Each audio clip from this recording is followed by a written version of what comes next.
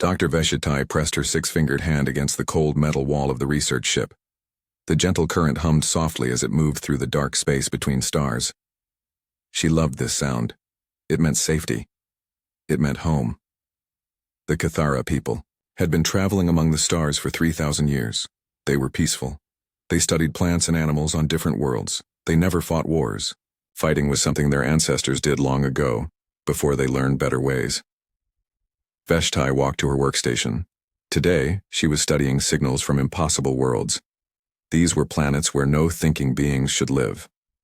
The gravity was too strong. The air was poison. The star burned too hot. Yet sometimes these worlds sent out radio waves that seemed too organized to be natural. Her team had found 12 impossible worlds so far. Most sent random signals. But one world was different.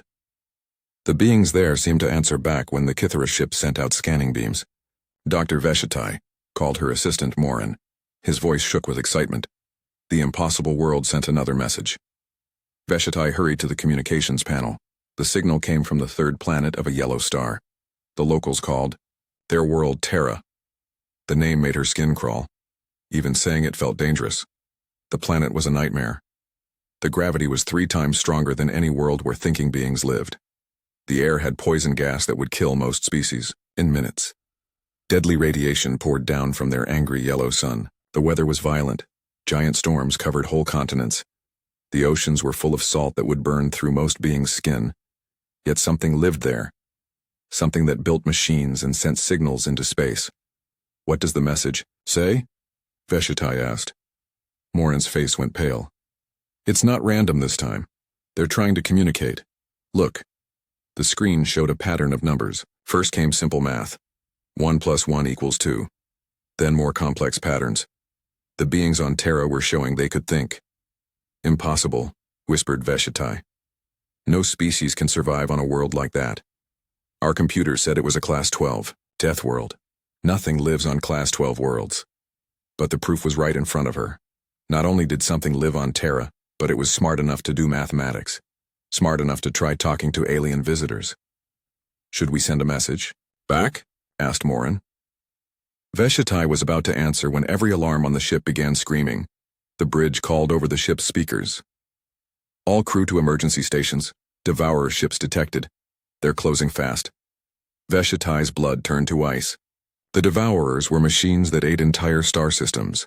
They had been hunting thinking beings for thousands of years. When they found a civilization, they studied it, copied its technology, then destroyed every living thing.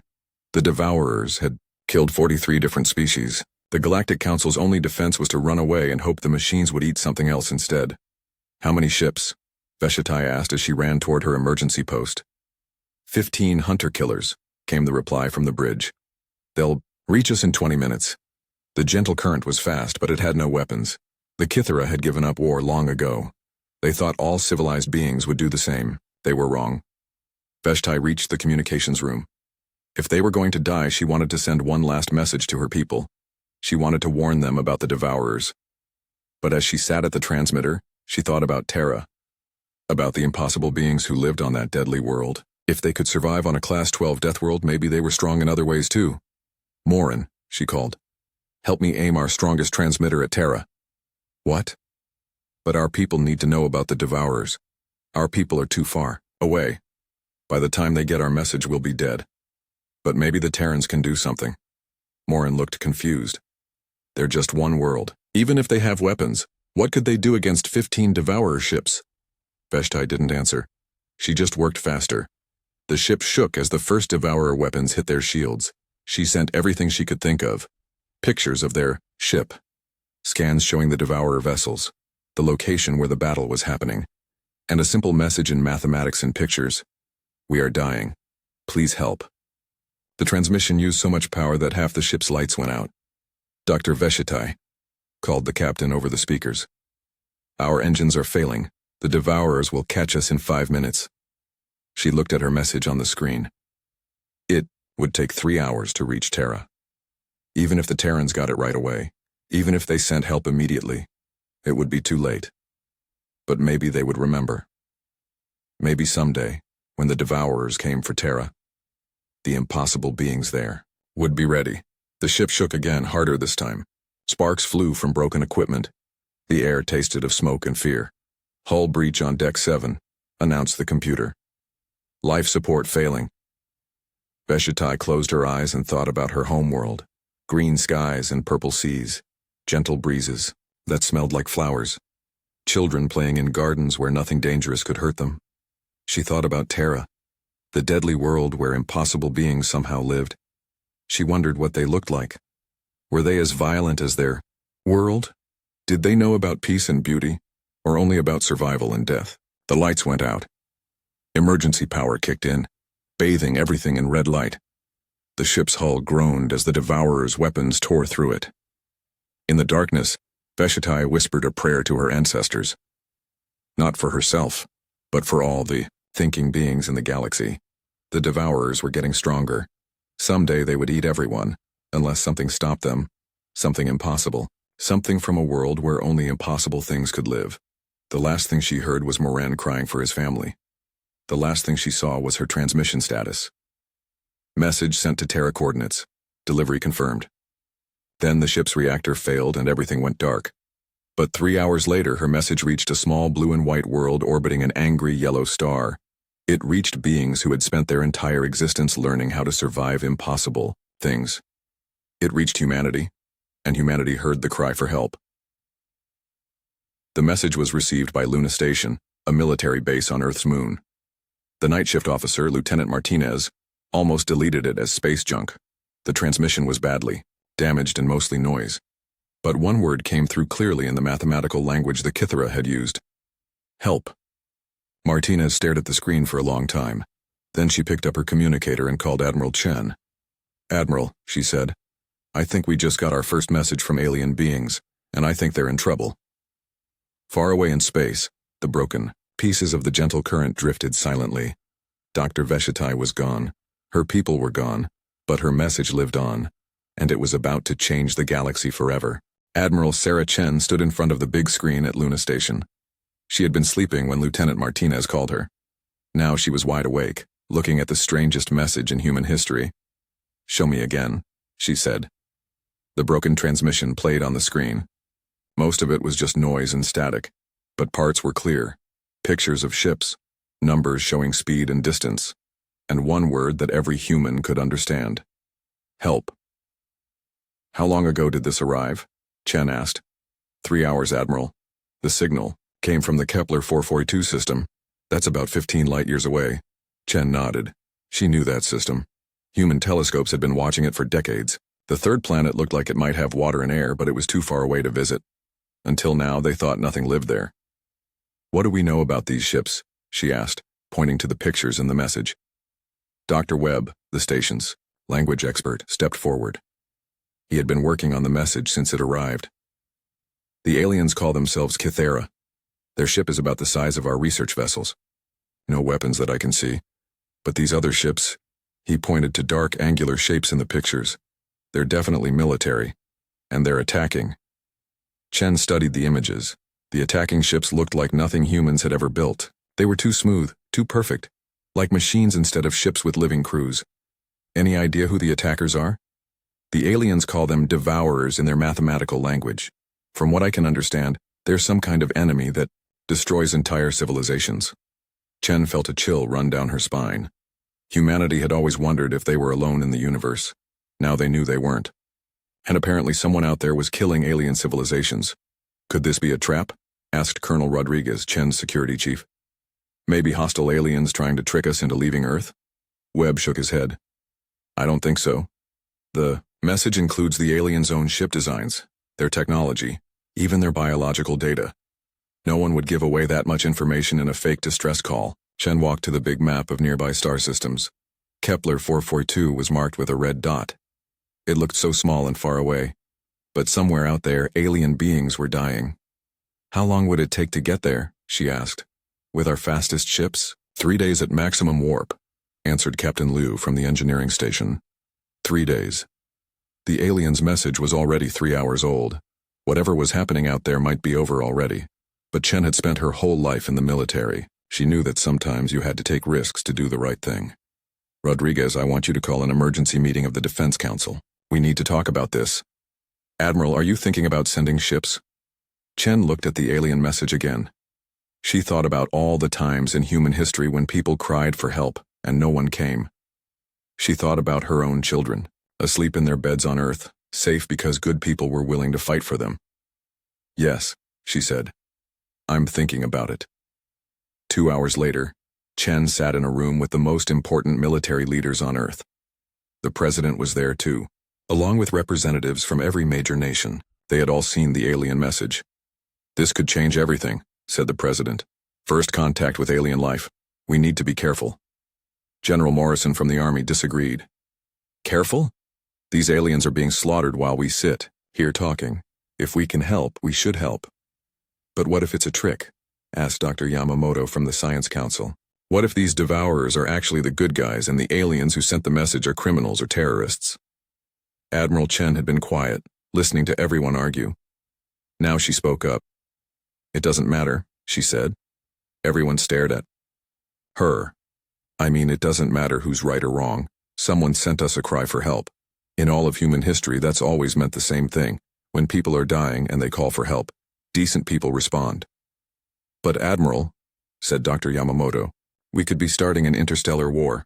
Earth could be destroyed. Chen nodded. Yes, that's possible. But what's the alternative? We ignore the message? We let people die because it's safer for us? She stood up and walked to the window. Outside, the Earth turned slowly in space. Blue oceans, white clouds, green continents, where 3 billion humans lived their lives. My grandfather fought in World War III, she said. He used to tell me stories about the camps, about the cities that were burned, about all the people who died because no one would stand up to stop it. He made me promise something. He made me promise that if I ever had the power to stop something like that from happening again, I would use it, no matter what it cost. She turned back to the room. This is that moment. Somewhere out there, people are dying. We have ships, we have weapons. We have brave men and women willing to risk their lives to save strangers. What more do we need? The president was quiet for a long time. Then he asked, What are you proposing, Admiral? Task Force Ragnarok, Chen said. 12 heavy cruisers, 4 dreadnoughts, and the Indomitable as flagship. Full combat load. We leave in 6 hours. That's half our deep space fleet, protested General Morrison. Then we better make sure we win. The room erupted in argument. Some people said it was too dangerous. Others said it was humanity's duty. The debate went on for an hour. Finally, the president called for quiet. Admiral Chen, if you take this mission, you understand that you'll be representing all of humanity. What you do out there will determine how alien civilizations see us forever. Chen nodded. I understand, sir. And if these devourers are as dangerous as the message suggests, you might not come back. Yes, sir. That's also possible. The president looked around the room at all the worried faces. Then he looked back at Chen. What makes you so sure this is the right thing to do? Chen thought about her grandfather's stories. She thought about all the times in history when good people had to choose between safety and doing what was right. Because, sir, if we don't help when people ask for help, what kind of species are we? What's the point of having all these ships and weapons if we won't use them to protect innocent life? The president was quiet for a moment. Then he nodded. Task Force Ragnarok is approved. Godspeed, Admiral. 6 hours later, Chen stood on the bridge of the Indomitable. Around her, the best ships humanity had ever built prepared for their first journey to another star system. The crews were all volunteers. Everyone knew they might not come home. All ships report ready, Admiral, said her communications officer. Chen looked at the star charts one more time.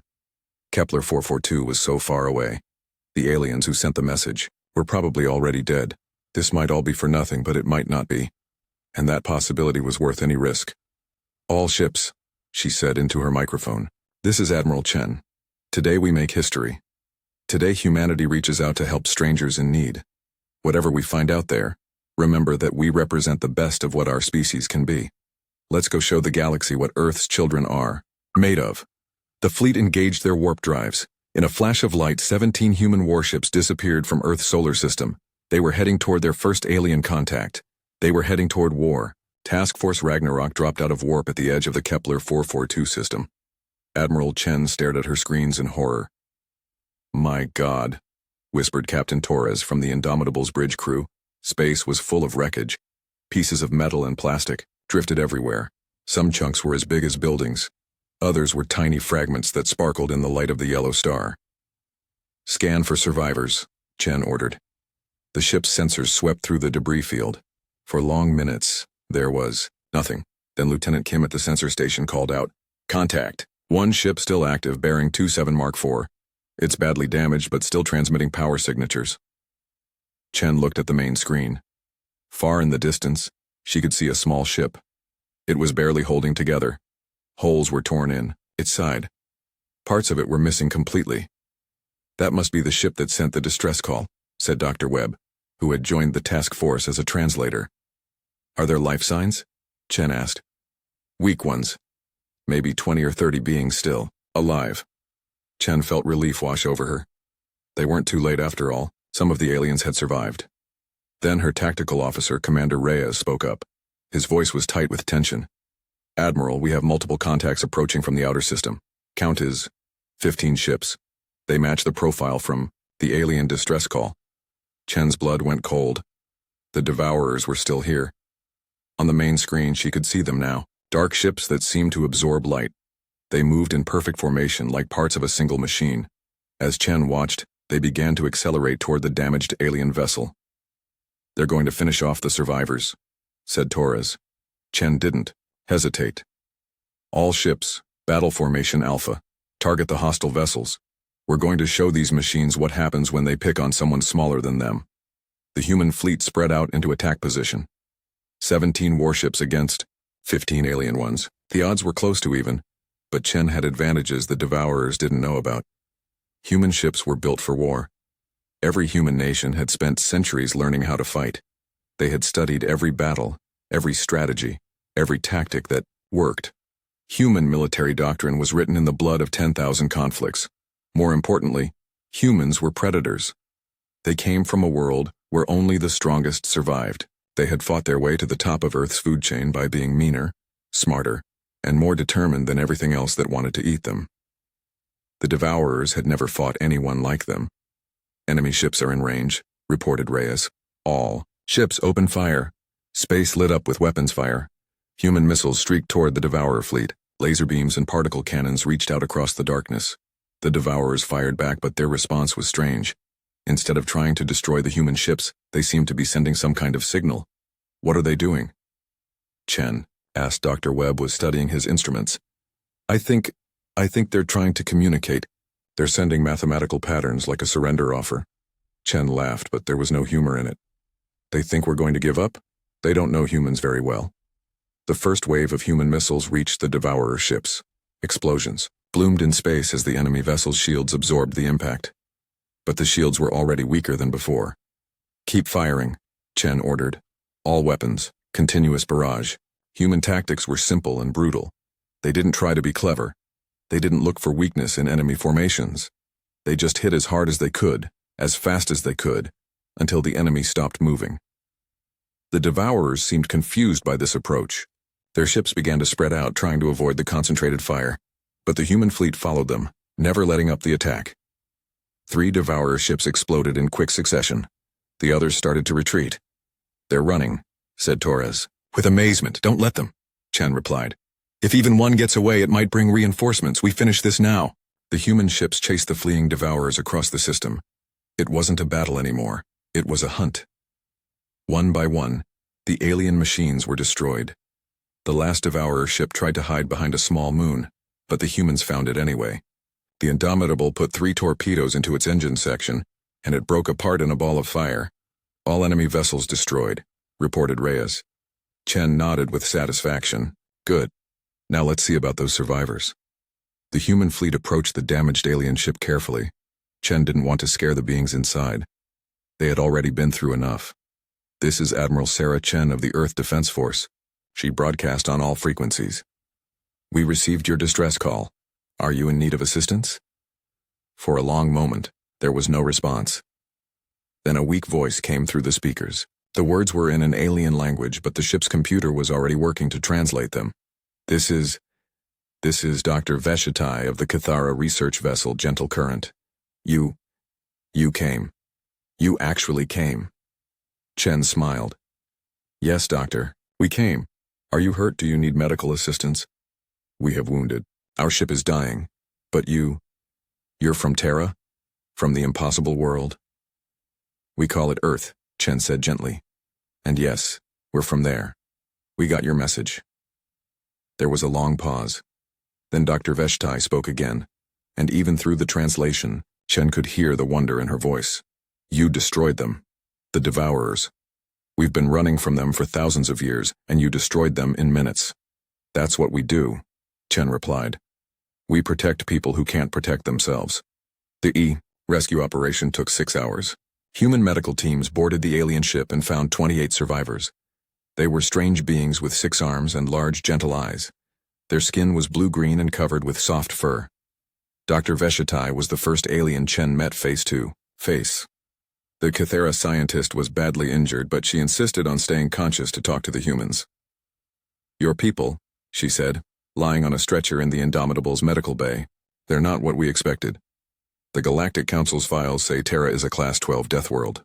Nothing civilized should be able to survive there. Chen sat down beside her.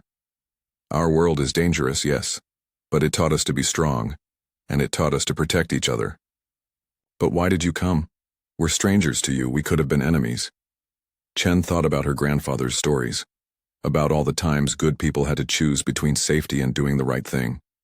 You asked for help, she said simply. That was enough. Dr. Veshatai closed her large eyes. When she opened them again, they were full of tears. The Devourers have been hunting us for 3,000 years. They've destroyed 43 civilizations. We thought no one could stop them. How many of them are there? Chen asked. Thousands of ships, maybe millions. They reproduce by copying. The technology of the species they destroy. Each victory makes them stronger. Chen felt a cold anger building in her chest. And the Galactic Council? What do they do about this? They run. They abandon systems and hope the Devourers will eat someone else instead. Chen stood up. Her face was hard as stone. Doctor, I want you to tell me everything you know about these Devourers. Where they come from. How they fight. How many civilizations they've destroyed. Why? Chen looked out the medical bay window at the debris field where an alien research ship had almost died. Where brave beings had sent a desperate plea for help across the darkness of space. Because, she said, humanity just entered this war, and we don't run from bullies. Dr. Veshatai stared at her. You can't fight them all, there are too many. Chen smiled, and for the first time, Dr. Veshatai understood why the Galactic Council was afraid of Deathworld species. Behind the humans, eyes burned something that had never been defeated, never been broken, never learned to give up. Doctor, Chen said quietly, you've never seen what humans can do when we're really angry. Dr. Veshatai sat in the conference room aboard the Indomitable, surrounded by human officers. Her wounds were healing, but her spirit felt broken as she told them about the Devourers. They appeared 3,000 years ago, she said, her 6 arms moving as she spoke. At first we thought they were just another species exploring the galaxy. But they were different. They didn't want to trade or talk. They only wanted to study us. Admiral Chen leaned forward. Study you how? They would capture our ships, our technology, our people. They would take apart everything to understand how it worked. Then they would copy it and make it part of themselves. Dr. Webb, the human translator, was taking notes. So there's some kind of collective intelligence? Like a hive mind? Veshatai nodded sadly. Yes. Every ship, every machine, every weapon they build becomes part of a single mind. When they destroy a civilization, they don't just kill the people. They steal everything that made that civilization special. Captain Torres spoke up. How many species have they destroyed? 43. Confirmed. Maybe more. The Relati were first. They were peaceful traders like us. The Devourers studied them for 50 years, then killed every last one in a single day. The humans in the room were very quiet. Chen could see anger building on their faces. Humans had their own dark history with genocide, and they had sworn never to let it happen again. What about the Galactic Council? Chen asked. What do they do to stop this? Veshtai's fur changed color, turning darker. In her species, this meant shame. The Council's policy is strategic retreat. When the Devourers attack a system, we evacuate as many people as possible and abandon the rest. Commander Reyes slammed. his hand on the table. Abandon them? You just leave people to die? What choice do we have? Veshitai cried. The Devourers are too strong. Every time we fight them, they learn from our weapons and tactics. Then they build better weapons and win the next battle. Fighting them only makes them stronger. Chen stood up and walked to the window. Outside, she could see the wreckage of the Cathara research ship being pulled into the human cargo bays.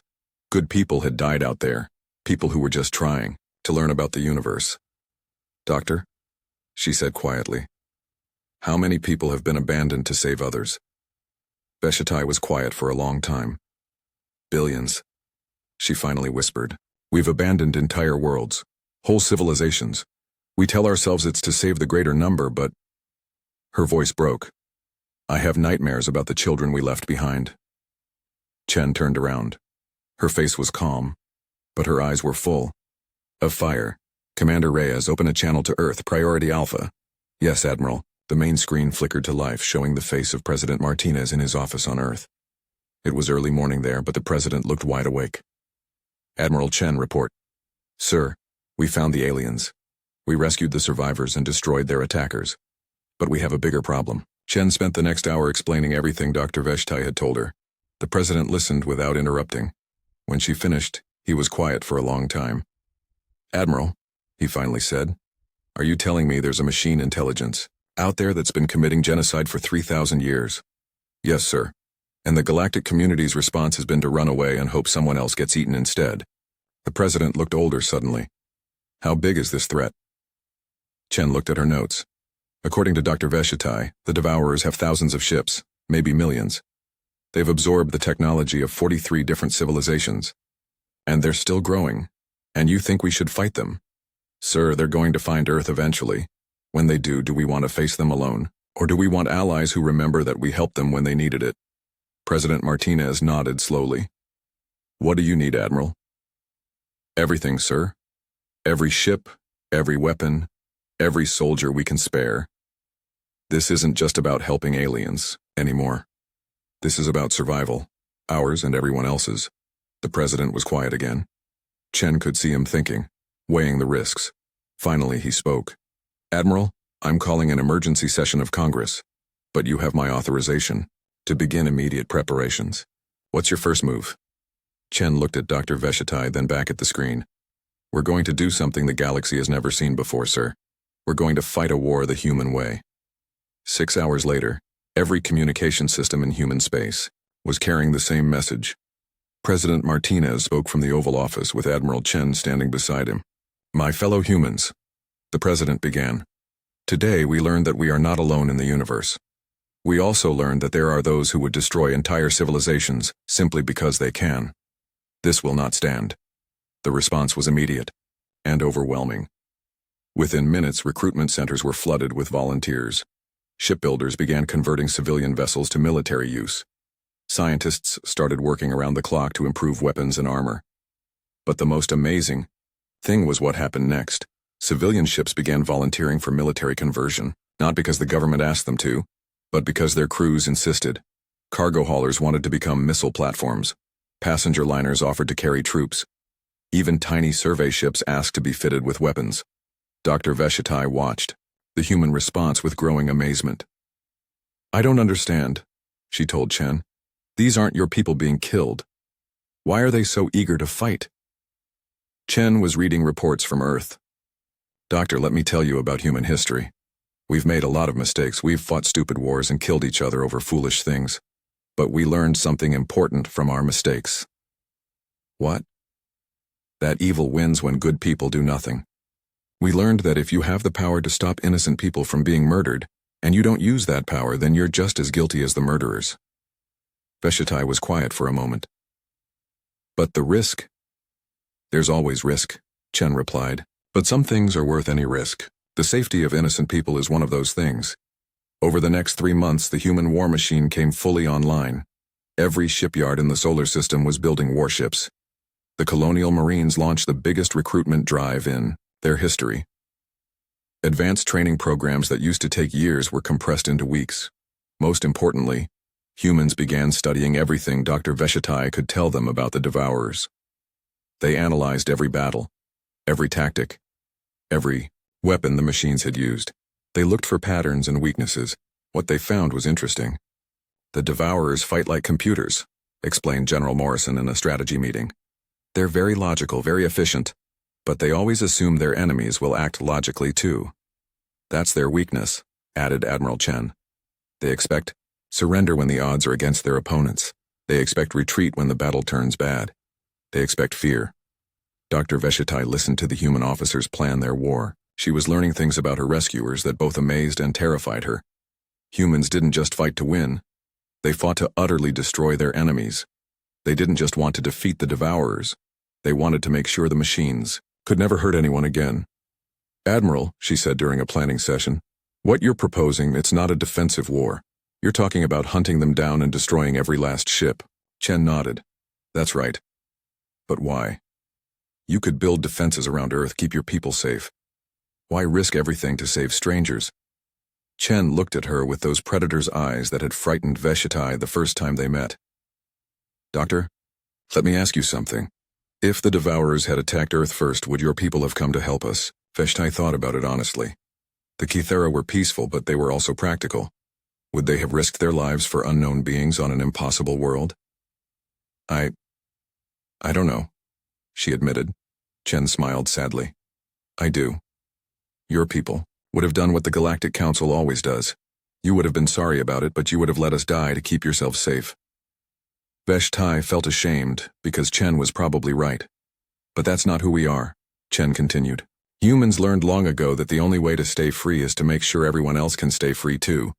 Evil spreads when good people let it. The Devourers have been spreading for 3,000 years because no one was willing to stop them. Yen stood up and walked to the star charts covering one wall of the conference room. That ends now. We're going to find every Devourer ship in the galaxy.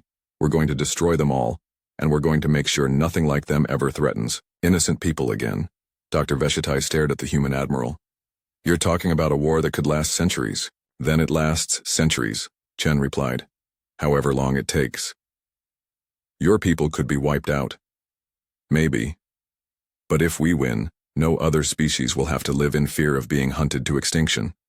For the first time since her rescue, Dr. Veshitai felt something she hadn't felt in years. She felt hope. Maybe the impossible beings from the death world really could do the impossible. 6 months after the first battle, the galaxy watched in amazement as the human war machine rolled forward like an unstoppable force of nature. Dr. Veshitai stood on the observation deck of the newest human flagship, the Retribution. It was 3 times larger than any ship the Kythera had ever built, and it bristled with weapons that could destroy small moons. Through the windows, she could see the rest of the human fleet, 200 warships of every size and type, massive dreadnoughts that could fight entire fleets by themselves, fast attack cruisers that hunted Devourer scouts, and swarms of smaller ships, many of them converted civilian vessels crewed by volunteers, who had never seen combat before. It was the largest military force in galactic history, and it was entirely dedicated to hunting down and destroying the Devourers. Impressive, isn't it? Said Admiral Chen, joining her at the window. Veshitai nodded. I still can't believe you built all this in 6 months. We had motivation, Chen replied. Every day we delayed, more innocent people died. In the distance, explosions lit up the darkness. The humans had found another Devourer base hidden in an asteroid field. It had been there for centuries, building ships and planning attacks on nearby civilizations. Now, it was burning. Contact destroyed, reported the communications officer. No survivors detected. Chen nodded with satisfaction. Good. How many does that make? Base number 47, Admiral, plus 312 individual ships. Veshitai was amazed by the numbers. The humans had been systematically hunting down every Devourer installation they could find. They didn't just defend against attacks. They carried the war to their enemy's territory. Admiral, said the tactical officer, we're receiving a transmission from the Galactic Council. Put it through. The main screen flickered to life, showing a being that looked like a cross between a bird and a lizard. This was Chairman Kelsor, leader of the Galactic Council. Admiral Chen, he said, the Council demands that you cease your aggressive actions immediately. Your unprovoked attacks on Devourer facilities are destabilizing the entire region. Chen's face went cold. Unprovoked. These machines have been committing genocide for 3,000 years. The Council has a policy of peaceful coexistence with all species, including the Devourers. Your actions are making negotiations impossible. Veshtai watched Chen's expression change. The human admiral looked like she was seeing something disgusting. Negotiations? Chen said quietly. You want to negotiate with machines that eat entire civilizations? The situation is complex. The Devourers have agreed to limit their expansion in exchange for certain territorial concessions. What territorial concessions? Chairman Kelser looked uncomfortable. 12 star systems in the Outer Rim. The species there will be relocated. You mean abandoned, Chen said. Her voice was getting dangerously quiet. It's a reasonable compromise that will save billions of lives. Chen stared at the screen for a long moment. When she spoke, her words were like ice. Chairman, let me make something very clear. Humanity does not negotiate with genocidal machines. We destroy them. And any government that enables genocide is not a government we recognize. Admiral, you cannot simply... Chen cut the transmission. The bridge was very quiet. Finally, Commander Reyes spoke up. Admiral, we just told the Galactic Council to go to hell. Good, Chen replied. Maybe now we can get some real work done. Dr. Veshatai felt her fur change color with worry. Admiral, you've just made enemies of every major government in the galaxy. Chen shrugged. Doctor, when you're fighting monsters, you learn that the people who enable monsters are just as dangerous as the monsters themselves. Over the next month, the human crusade against the Devourers intensified. They were no longer just defending themselves or rescuing alien ships. They were actively hunting down every Devourer installation in known space. The machines tried to adapt. They changed their tactics, built better weapons, even attempted to negotiate directly with the humans. Nothing worked. Human military doctrine had been refined through countless wars on a world where only the strongest survived. They didn't fight fair. They didn't give their enemies time to adapt.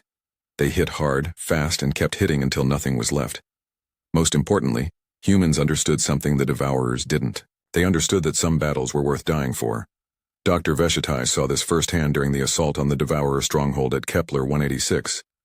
It was the machine's most important base, heavily defended and hidden in a nebula that blocked most sensors.